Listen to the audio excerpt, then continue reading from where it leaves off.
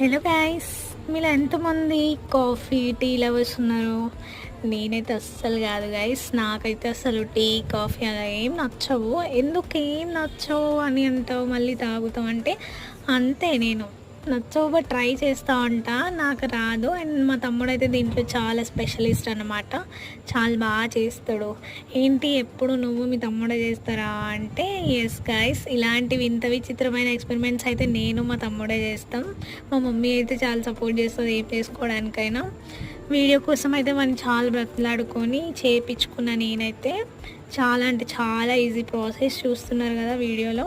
Process కూడా కావాలి అంటే నేను నెక్స్ట్ వీడియోలో మంచిగా నీట్గా ఎక్స్ప్లెయిన్ చేస్తా ఎలా చేయాలో.